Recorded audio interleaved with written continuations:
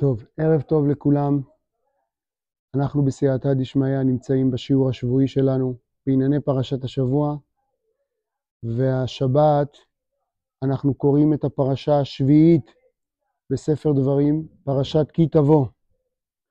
מעבר לכך, בשבת הקרובה אנחנו מפטירים בהפטרה שנקראת קומי אורי, שהיא ההפטרה השישית מתוך סדרה של 7 הפטרות נחמה שהתחלנו לומר אחרי תשעה באב. מעבר לכך, במוצאי שבת הקרובה, אחינו האשכנזים יתחילו לומר סליחות, מה שאנחנו התחלנו כבר לומר מליל ב' באלול, הם יתחילו לומר סליחות ממוצאי שבת הקרובה. אנחנו רבותיי נמצאים בעיצומם של ימי חודש אלול. מחצית מחודש אלול כבר הלך לו, וכיוון שלא דיברנו עדיין במסגרת הזאת של השיעור בענייני חודש אלול, אז אולי נתחיל את השיעור ונדבר קצת על המהות והחשיבות ומה נדרש מאיתנו בחודש הזה, ובהמשך, אם יהיה לנו קצת זמן, נדבר גם בענייני פרשת השבוע. אני לפני שבועיים ירדתי כדי לבדוק את הדואר בתיבה שלי. מדי פעם אני יורד לבדוק מה יש בדואר, בדרך כלל חשבונות, מים, ארנונה. אמרתי, אולי הפעם המדינה תשלח לי איזה צ'ק, זה לא קרה. אבל בין המכתבים שראיתי בתיבה, הייתה מעטפה אחת לבנה, שלא היה רשום עליה כלום, לא מלפנים ולא מאחור. והסקרנות בי גברה. פתחתי את המעטפה עוד בעודי עומד שם ליד התיבה, ואני רבותיי ברשותכם רוצה להקריא לכם מה היה כתוב שם באותה מעטפה בצבע לבן. הכותרת הייתה הזמנה למשפט, וכך היה כתוב: הנך נקרא בזה להתייצב למשפט אשר אמור להתקיים בימים א' וב' בחודש תשרי בשנה החדשה הבאה עלינו לטובה. אתה מואשם שבמהלך השנה האחרונה לא שמרת על חלק ניכר מהסעיפים שכתובים בארבעת חלקי השולחן ערוך, לדוגמה ביטול תורה, חטאים שקשורים בלשון כמו לשון הרע, ליצנות, שקר, עניינים שבין אדם לחברו כמו הלבנת פנים, פגיעה בחבר, ועוד דברים שיוצגו לפניך במהלך המשפט. במהלך המשפט צפויים השופטים לעיין מחדש בחלק שלך בעולם הבא, והשופטים צפויים לגזור את מה שעתיד להיות איתך בשנה הקרובה. עליך להופיע לפני בית הדין באופן אישי, ללא כל יועצים או מלווים. לבקשת הסנגוריה, שהיא מידת הרחמים, ניתנת לך בזאת ארכה של 30 ימים, כדי להגיע עם כמה שיותר זכויות שיגרמו לשופטים לנהוג עמך לפנים משורת הדין ולהוציאך זכאי בדין. פסק הדין יינתן בו ביום, אך במידת הצורך תינתן לך על ידי השופט ארכה נוספת של 10 ימים עד יום הכיפורים. בברכה ובהצלחה על החתום, בית דין של מעלה. רבותיי, את ההזמנה הזאת קיבלה נשמתו של כל אחד ואחד מאיתנו בליל ראש חודש אלול. הנשמה שלנו כשעלתה בלילה לתת דין וחשבון לפני הקדוש ברוך הוא, גם קיבלה את אותה הזמנה שהקראתי לכם כרגע. הוא בא אומר לה הקדוש ברוך הוא, בעוד 30 ימים את מתייצבת אצלי בפני מלך העולם לדין וחשבון על כל מה שעשית במהלך השנה, וממילא יינתן לך הדין והפסק דין מה יהיה איתך במהלך השנה, ולא רק לכל אחד ואחד מאיתנו. על המדינות בו יאמר איזו לחרב, איזו לשלום, איזו לרעה ואיזו לשבע. מי לא נפקד כהיום הזה?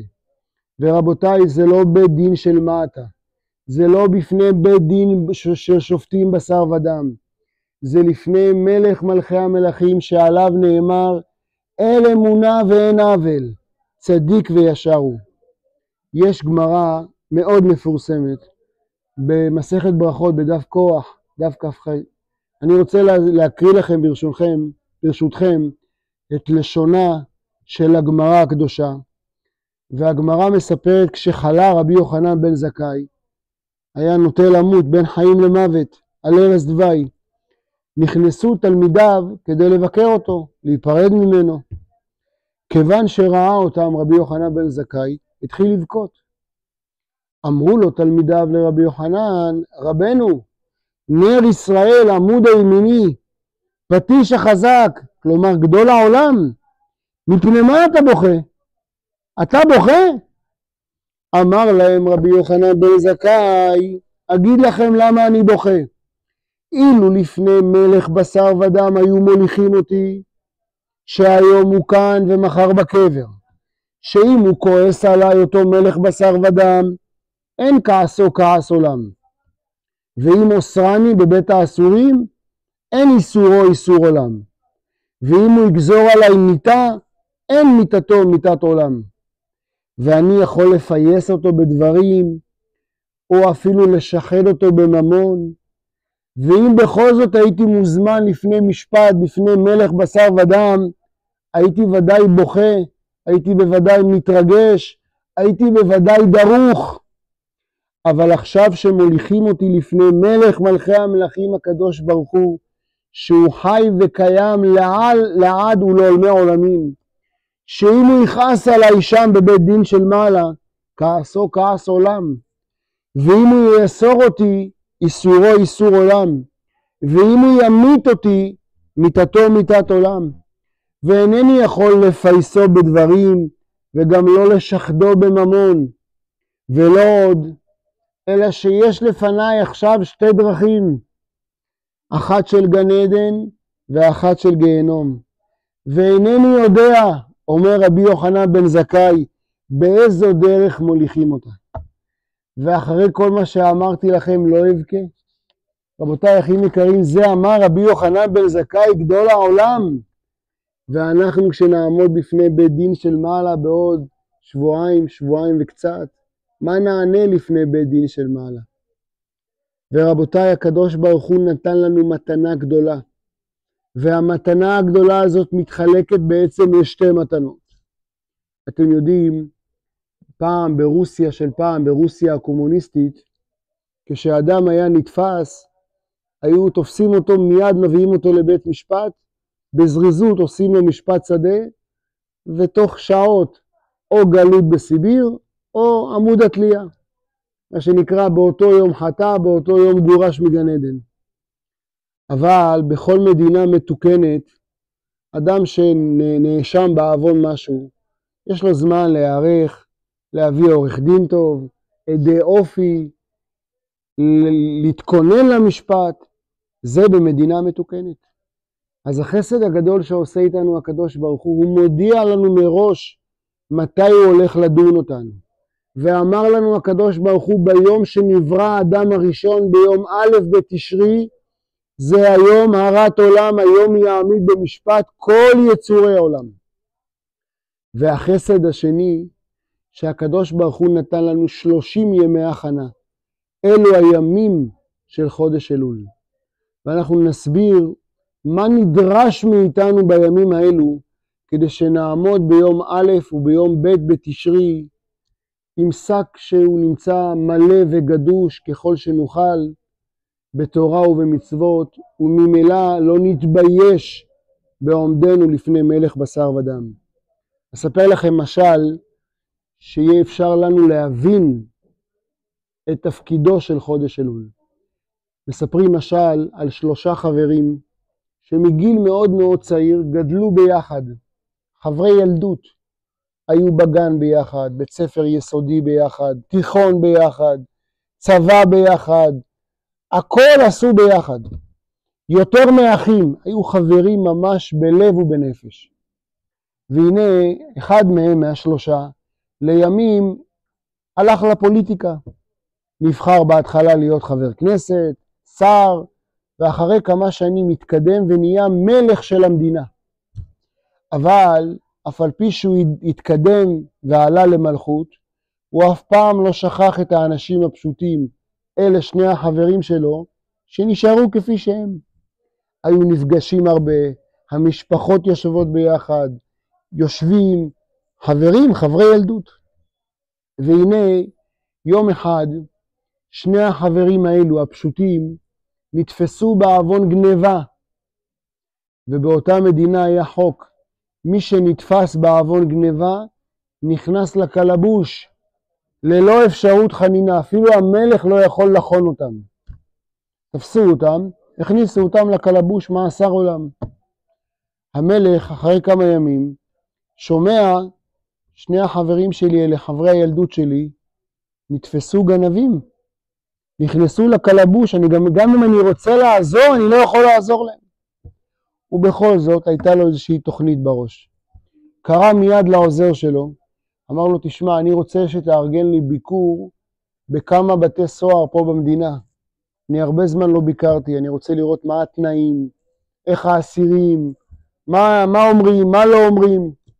והכלא הראשון שאני רוצה שתארגן לי את הסיור, זה הכלא הזה פלוני אלמוני. הוא לא אמר לעוזר שלו שזה הכלא שבו החברים שלו יושבים. אין בעיה אדוני המלך, מחר בבוקר סיור. הגיע המלך לבית הסוהר, התרשם מהתאים, התרשם מהתנאים, אבל הוא כל פעם בעיניים מחפש את אותם שני חברים, באיזה תא הם יושבים. והנה אחרי זמן מה הוא קלט את שני החברים שלו, יושבים. אמר ליועצים, תגידו, זה שני האלה שנתפסו לפני כמה ימים על גניבה? כן. מה, הם לא מתביישים? הם לא יודעים שאסור לגנוב פה? אני רוצה להיכנס, דבר איתם, אבל לבד. בבקשה. נכנס המלך, סגר את הדלת בעדו, הם ראו אותו, התרגשו. אדוני המלך, מחילה, איזה טעות עשינו, באת להציל אותנו, באת לשחרר אותנו. אמר להם, תגידו, אתם נורמלים? אתם לא יודעים שפה בגניבה זה אסון, זה עונש מוות, אי אפשר גם לחון אתכם. ובכל זאת, אדוני המלך, אולי יש לך איזה עצה איך לעזור לנו, יש לנו משפחות, ילדים. אמר להם, תראו, יש לי תוכנית בשבילכם, אבל תעשו מה שאני אומר. מה התוכנית? הוציא מהמעיל שלו חתיכת נייר. הוא אמר להם, תראו, בכלא הזה, מאחורי הניאגרה, יש בלטה אחת, שאם אתם תוציאו אותה, ותתחילו לחפור, אחרי כמה חודשים של חפירה, אתם תמצאו את עצמכם בצד השני של הכלא, מחוץ לגבולות הכלא. באמת? אמר להם כן, אבל תחפרו כל לילה, בשעה שהסוהרים והאסירים ישנים, כל לילה תחפרו קצת. תגמרו לחפור, תחזרו, לכו לישון. תודה רבה, נתן להם את המפה, אמר להם, אתם רואים, פה אתם חופרים, מפה זה מוביל לפה, מפה לפה.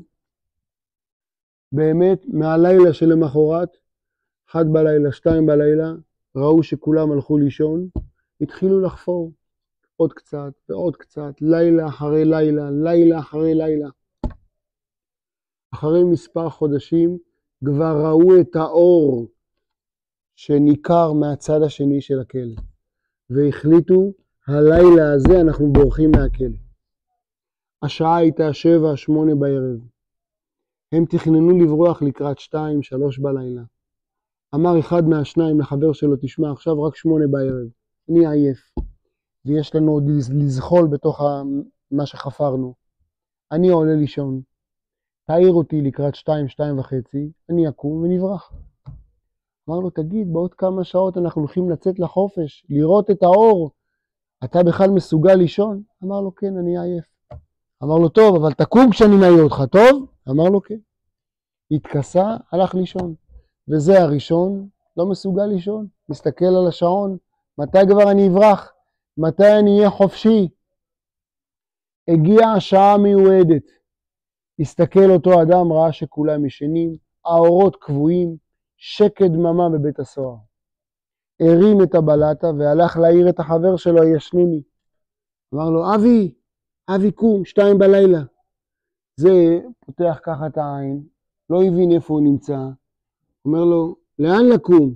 אמר לו, מה זה לאן לקום? קום, בורחים עכשיו, הגיע הזמן לברוח. אמר לו, תעשה לי טובה, עוד קצת, אני עייף.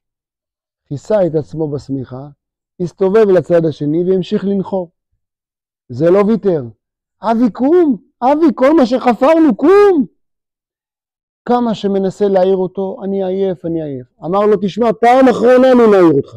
אם אתה לא קם, אני בורח לבד. וזה הטיפש הזה. אמר לו, אתה יודע מה? אני עייף, אין לי כוח, תברח לבד. אמר, טוב, אני בורח לבד. באמת נכנס פנימה לתוך המערה, מנהרה, התחיל לזחור ל-20 דקות, חצי שעה, ואחרי זמן מה גילה את עצמו מחוץ לגבולות הכלא, חופשי ומאושר לחופש נולד. הגיע הבוקר, ספירת האסירים, מגלים שחסר אסיר. זה, האבי הזה, לאט לאט משחזר מה שקרה, ואומר לעצמו, טיפש אני, טיפש, טיפש. חפרתי עם החבר שלי במשך חודשים, העדפתי לישון עוד כמה שעות במקום לצאת ולברוח לחופשי. מיד הציבו מחסומים בכל האזורים הקרובים לכלא, ברח אסיר. הדבר נודע למלך, ונודע שפלוני אלמוני ברח מהכלא. המלך אמר לעצמו, פלוני אלמוני זה חבר שלי, אבל למה רק הוא ברח? מה עם השני? אני רוצה להגיע מיד לכלא ולראות את המחדל מקרוב בעיניים שלי. הוא הגיע לכלא, לתא המיועד, לתא שממנו ברחו. אמר למשרתים, ליועצים, אני נכנס לבד, תישארו פה. כשהוא נכנס, אבי הזה רואה את המלך מוריד את הראש. אמר לו, אבי, אתה טיפש או מה? נתתי לך מפה, סרטטתי לך בדיוק מה הדרך לברוח החוצה, מה הדרך לצאת לחופשי, ואתה העדפת שינה סרוחה של כמה שעות על פני החופש שלך. מכאן ואילך לא אעזור לך. תישאר ותנמק בכלא עד סוף ימי חייך. רבותיי, זה רק משל, אבל הנמשל הוא לכל אחד ואחד מאיתנו. יש שני סוגי אנשים שמגיעים לחודש אלול. אומר הקדוש ברוך הוא, חודש אלול הוא חודש שאני מגלה לכם את המפה. החודש הזה הוא חודש שבו אני מגלה לכם איך אפשר לחתור ולהגיע תחת כיסא כבודי. יש שני סוגי אנשים. יש אנשים שקוראים את עצמם בחודש אלול. הוא קם לסליחות. הוא מקפיד בחודש הזה יותר על תפילה במניין. הוא מקפיד יותר על ברכת המזון מתוך סידור. הוא מקפיד יותר לברך כל ברכה וברכה מילה במילה כמונה מרגליות. הוא מקפיד יותר בלימוד תורה, שזה הדבר החשוב והנעלה. ממילא הוא זוכה לברוח מאימת יום הדין. אבל יש אחד, בן אדם, מה לך נרדם? בשבילו חודש אלול זה בדיוק כמו חודש תמוז ותשרי וכסלו. הוא מעדיף לישון, הוא מעדיף להמשיך את שגרת חייו בדיוק כמו שהיה. מה יענה אותו האדם ביום הדין? יאמר לו הקדוש ברוך הוא ביום הדין, נתתי לך מפה, נתתי לך את הכלים, את הארגז כלים, איך לעמוד לפניי ביום הדין עם כלים חשובים ויקרים, ואתה לא עשית התעוררות כלשהי. רבותיי, החודש אלול הוא חודש שבתרגום שלו נקרא חיפוש. איך אני יודע? כתוב אצל המרגלים, ויעלו ויתורו את ארץ כנען. תסתכלו שם בתרגום אונקלוס, המילה ויתורו מתרגם אותה אונקלוס ויעללון. כלומר המילה אלול בארמית זה מלשון חיפוש. ורבותיי, זה בדיוק מה שהקדוש ברוך הוא נתן לנו. אנחנו מתחילים את הלילה או את הבוקר, כל אחד או במהלך היום, אומרים סליחות, שם אנחנו מחפשים מה לא היינו טובים במהלך השנה. אתם יודעים שפעם החפץ חיים, בזמן הסליחות, באמצע הסליחות, השתיק את הקהל ואמר, רבותיי, אני רוצה לשאול אתכם שאלה. מה אנחנו עושים פה? בשביל מה אנחנו באים להגיד לקדוש ברוך הוא, אשמנו, בגדנו, גזלנו? בשביל מה אנחנו באים לבקש מהקדוש ברוך הוא סליחה, וכי הוא לא יודע מה שעשינו במהלך השנה? הוא צריך שנבוא ונגיד לו, ריבונו של עולם, סלח לנו, בדין ויעבור. מה, הוא לא יודע מה עשינו? אומר להם החפץ חיים, אני אגיד לכם מה התשובה. ודאי שהוא יודע. אבל המטרה של הסליחות היא לא רק להזכיר לקדוש ברוך הוא את העוונות, אלא מטרתם של הסליחות היא להגיד לקדוש ברוך הוא, ריבונו של עולם, אנחנו רוצים לפתוח דף חדש. ריבונו של עולם, עד עכשיו היינו כך, בוא נפתח דף חדש. כשאדם מבין שבסליחות האלה הוא בא לפתוח דף חדש, ממילא הקדוש ברוך הוא, כל האשמנו, כל הבגדנו, כל הגזלנו, כל הדברים הלא טובים, בוודאי שהוא שם בצד, הוא מדחיק אותם, הוא פוקק אותם בתוך בקבוק, הוא מקבל את תשובתנו באהבה. אמרתי כמה פעמים, יש אנשים ויש אנשים. היה אחד, היה צריך לעלות לרכבת לכיוון באר שבע, ובטעות, בלי לשים לב, עלה על הרכבת שעולה לחיפה. במהלך הנסיעה הוא מבין שהוא בטעות נמצא על הרכבת שהולכת לחיפה, והוא בכלל צריך באר שבע.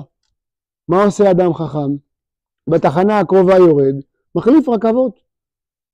אבל מה עושה אדם טיפש? אומר, מה הבעיה? אני יושב פה, אלך וישב במושב ממול. עד עכשיו הייתי יושב עם הפנים לכיוון ההוא, עכשיו שעברתי לשבת במושב ההוא, עכשיו הפנים לכיוון הנכון.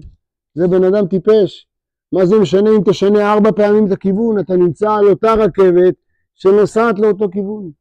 כך אומר הקדוש ברוך הוא לנו בני האדם. אתה נמצא ברכבת הלא נכונה, זאת שלקחה אותך במהלך השנה לכיוון לא נכון. הנה נתתי לך את חודש אלול. מה אתה עושה עם החודש הזה? אתה יורד מהרכבת ומחליף רכבות? או שאתה נשאר באותה רכבת, מדי פעם משנה ככה את הכיוון וחושב שאתה בכיוון הנכון? ורבותיי, התשובה היא בגוף השאלה. אתם יודעים רבותיי, מעבר לתקיעת השופר שאנחנו תוקעים ביום ראש השנה, כמו שהתורה מצווה אותנו, מנהגנו הספרדים לתקוע בשופר גם בסליחות. עכשיו בחודש אלול, אחינו האשכנזים תוקעים אחרי תפילת שחרית ואחרי תפילת מנחה. זאת אומרת, קולו של השופר נשמע גם בחודש אלול. יש אנשים לצערנו הרב שלא מבינים את התפקיד של השופר.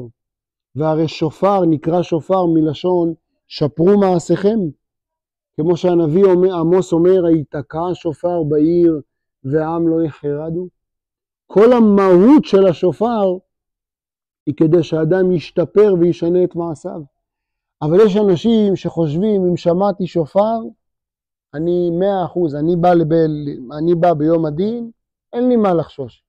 ולא מבינים ששמיעת השופר לכשעצמה היא לא משפיעה כהוא זה, אלא השינוי במעשים שבא בעקבות השופר הוא זה שאמור להכריע אותנו ביום הדין.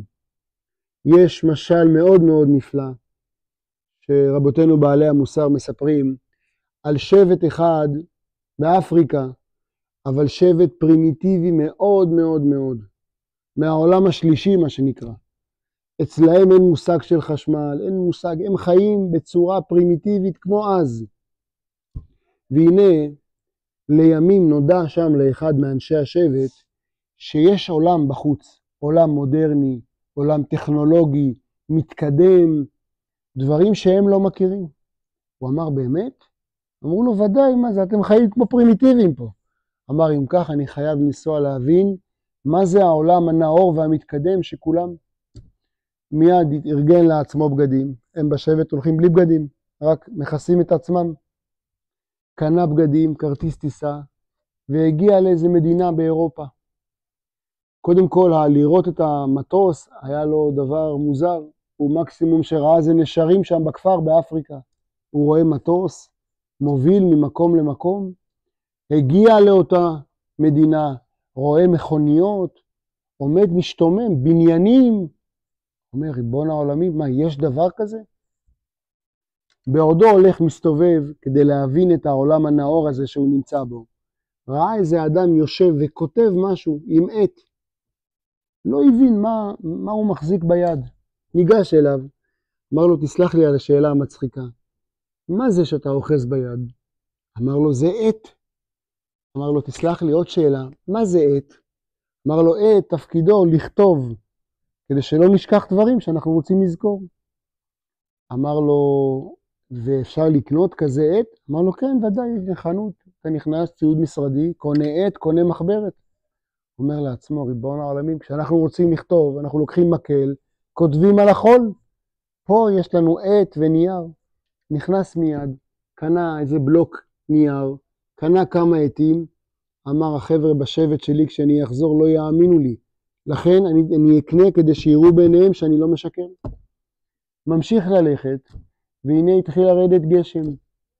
רואה אנשים מוציאים איזה דבר ארוך, פותחים אותו, ומסתתרים תחת הדבר העגול הזה. אמר, מה זה הדבר הזה? ניגש, אמר למישהו, תסלח לי שאני שואל, אל תכעס עליי. מה זה מה שאתה מחזיק ביד? אמר לו, זה נקרא מטריה. אמר לו, מטריה? בשביל מה מטריה? אמר לו, מטריה משתמשים בה כשיורד גשם כדי לא להירטב, או יש אנשים שמשתמשים בה בשמש כדי להגן על עצמם מפני השמש. אמר לו, ותגיד, לכל אחד יש מטריה? אמר לו, כן, אתה נכנס פה לחנות, קונה, לא הרבה. אמר, אני לא מאמין, אצלנו בכפר, בשבט, אנחנו נרטבים עד לשד עצמותינו. נכנס מיד, קנה מטריה, אמר, הם לא יאמינו לי, אני אקנה מטריה. וככה הסתובב וקנה עוד חפץ ועוד חפץ ועוד חפץ, כדי להגיד ולהראות לאנשים שחיים איתו באיזה עולם פרימיטיבי. בעודו מסתובב, ראה עשן מתאמר, שריפה, ושומע סירנות, שקלקות, מיד באו שוטרים, דחפו את כולם, רבותיי, לא להתקרב, שריפה, לא להתקרב, הרחיקו את כולם ממקור השריפה. הוא רואה קבעיות, הוא רואה סירנות, אדום וכחול, ואחרי זמן מה, השריפה נכבתה. חשב לעצמו אותו אדם חכם, אני לא מאמין. יכול להיות שהסירנה הזאת שעושה קולות וגם עושה אורות, מכבה שריפה בעולם הנאור הזה? ככה הוא חשב לתומו. הוא אמר אצלנו בכפר, כשיש שריפה, דליים של מים, הולכים, רוצים, חוזרים, באים, ופה יש שריפה, מיד מגיעה סירנה ומכבה את השריפה. שאל מישהו, תגיד, איפה קונים את הדבר הזה? אמר לו, זה נקרא צ'קלקה, סירנה. אתה נכנס פה ימינה שמאלה, קונה. אמר, אני חייב לקנות, כי זה ודאי הם לא יאמינו לי. ועוד אני גר בשבט שיש בו הרבה שריפות, ודאי זה דבר חשוב שאני אביא. הלך, קנה סירנה, צ'קלקה, אמר, זה השוס של כל הטיול שלי. חזר לכפר שלו. כולם מחכים למוצא פיו. עשו לו קבלת פנים, ימים על ימי מלך תוסיפו, שער עם ראשיכם, איזה קבלת פנים. התחיל לספר להם מה שראו עיניו שם במדינה המתקדמת והנאורה. לא האמינו לו. והתחיל להביא להם ראיות, הוציא להם עט, הוציא להם מטריה, הוציא להם שקית ניילון, כל מיני דברים שבעולם שהם חיים, הוציא להם מנורה. מה זה מנורה? אמר להם, אבל זה כלום לעומת הדבר האחרון שהשארתי, שלא תאמינו לי, אבל הנה הבאתי. הוא אמר להם, אתם יודעים שבעולם הנאור, זה שבאתי ממנו, כשיש שריפה, אף אחד לא בא עם מים ולא מחבים, אלא מתקרבים ליד השריפה עם סירנה, תכף אני אשמיע לכם, שגם עושה אורות, תכף אני אראה לכם. האש רואה את הסירנה, מיד נכבט מאליה. אמרו לו, לא. אמר להם, אני אומר לכם, הוציא להם את הסירנה, הפעיל להם, הראה להם אורות, השמיע להם צלילים, ואמר להם, תראו, בשריפה הראשונה שתהיה, חלס מים, לא צריך דליים, לא שקיות, לא כלום. זה יכבה את השריפה. אמרו לו, לא מאמינים לך. אמר להם, ניפגש בשריפה הראשונה. והנה כעבור מספר ימים, שריפה. מיד כולם לא הולכים לים להביא מים, וגם לא לנהר, הולכים אליו, דופקים לו בדלת. אמרו לו, רבנו, שריפה. אמר להם, אין בעיה. הביא את הצ'קלקה. שם את הצ'קלקה בסמיכות לאש, אמר להם, עכשיו תתרחקו לאחור. ותנו לסירנה לכבות את האש. עומדים, מחכים, משתאים, שום דבר.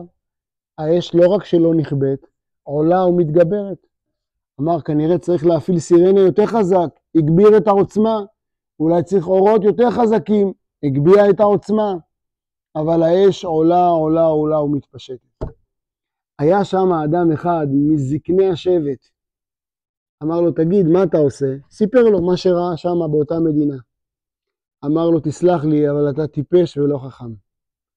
אמר לו, מה שראית את האש נשרפת שם במדינה המתוקנת, זה לא שהסירנה כיבתה את האש, אלא הסירנה הודיעה לנו שמכבי האש הגיע. הכבאים שירדו מהכבאית ופרסו צינורות, הם שחיבו את השריפה.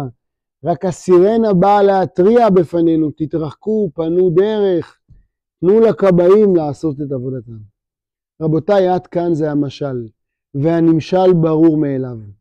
רבותיי, קולו של השופר בלבד לא מזיז מאומה, ולא אמור לשנות את מעשיו של האדם או את האדם עצמו. מה אמור לשנות? ההחלטה שבאה עם שמיעת השופר.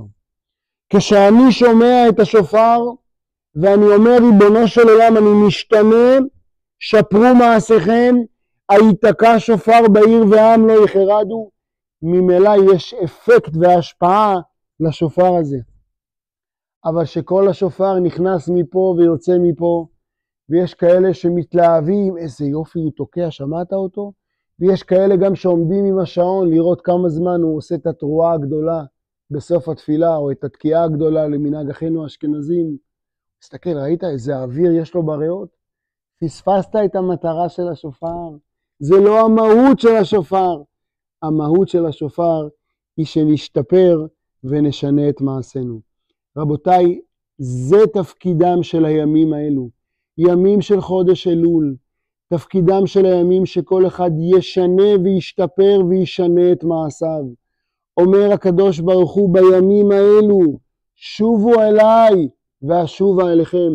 אתם רוצים לעמוד בפני יום הדין ולקבל חיים טובים בעזרת השם על כל עם ישראל? בואו נתחיל אני ואתה, בואו נתחיל אני ואת את הדף החדש. מה שהיה עד עכשיו נמחוק. אני לא מכיר בנק אחד בעולם, ואם יש כזה בנק תגידו לי, שיתקשרו לאדם אחד בבוקר ויגידו לו, אדון פלוני, ראינו שאתה בחריגה של 100,000 שקל, 50,000 שקל, אפילו 400 שקל. מנהל הסניף קיים היום עם מצב רוח טוב, החליט לאפס לך את החשבון. אבל תשים לב, מפה ואילך, כל המינוס נמחק, מפה אתה רק בפלוס. יש דבר כזה? בעולם אין דבר כזה. אבל להבדיל מיליוני הבדלות, אצל הקדוש ברוך הוא יש. אומר הקדוש ברוך הוא, בחודש אלול נכנסת למינוס גדול, אני מוחק לך אותו. מה שנקרא בלשון העם, אני עושה לך תספורת, כמו שעושים לאלפיון העליון, מספרים להם את החובות. אבל זה בתנאי אחד, שובו אליי, בוא תראה לי את הנכונות שלך להתקרב אליי. כי ימינך פשוטה לקבל שווים. איזה לא נעים זה שאני הולך ואני מושיט יד למישהו והוא מייבש אותי ולא מושיט את היד שלו. דבר לא נעים, לא מכובד. אומר הקדוש ברוך הוא בחודש אלול, כי ימינך פשוטה, אני מושיט לך את היד לקבל את השווים. יכול להיות מצב שלא נחזיר את היד שלנו ונשאיר חס ושלום כביכול את ידו של הקדוש ברוך הוא פשוטה ומושטת? ודאי שזה דבר. רבותיי, הימים האלו הם ימים של שינוי. הם ימים שבו הקדוש ברוך הוא נתן לנו את החסד הגדול ביותר שאפשר לצפות. וזה בדיוק החיבור שיש לנו עם פרשת השבוע. בשבוע שעבר קראנו כי תצא למלחמה. אומר רש"י במקום בשם חז"ל, מדובר על מלחמת יצר הרע. אומר הקדוש ברוך הוא, אם אתה נלחם ביצר הרע דווקא בחודש אלול, וחודש אלול זה חודש שבו יצר הרע עובד קשה יותר, שעות נוספות. למה? כי גם הוא יודע מה חשיבותם ומה המסוגלות של הימים האלה. אומר הקדוש ברוך הוא כי תצא למלחמה. אם אתה מחליט בחודש אלול לצאת ולהילחם ולהשתנות, ונתנו השם אלוקיך בידיך. אני איתך, אני אתן אותו בידיך, תקבל מנסיעתא דשמיא. ואם קיבלתי את ההחלטה בשבוע שעבר כי תצא, ממילא השבת הזאת כי תבוא. אני אבוא בעזרת השם בעוד שבועיים ליום הדין, כשהשק שלי מלא בתורה, מלא במצוות. לא הספקנו לדבר על פרשת השבוע היום יותר מדי, אבל דיברנו בעניין חשוב מאוד, בעניין חשיבותו של החודש הזה. יהי רצון שנזכה כולנו בימים שעוד נותרו עד יום הדין הגדול והנורא ביום ראש השנה, להשתנות, להראות לקדוש ברוך הוא שינויים, אפילו שינויים קלים, וממילא הקדוש ברוך הוא יגזור אתכם ואותנו, ואת כל עם ישראל, ואת כל חיילי צה"ל הגיבורים, ואת האברכים היקרים שלנו, בחורי הישיבות המסולאים בפז, ואת כל עם ישראל הנמצא בארץ ובתפוצות, לחיים טובים ולשלום, לשנה טובה ומבורכת, נזכה בקרוב לראות ממש עין בעין, בביאת גואל צדק, במהרה בימינו, אמן ואמן.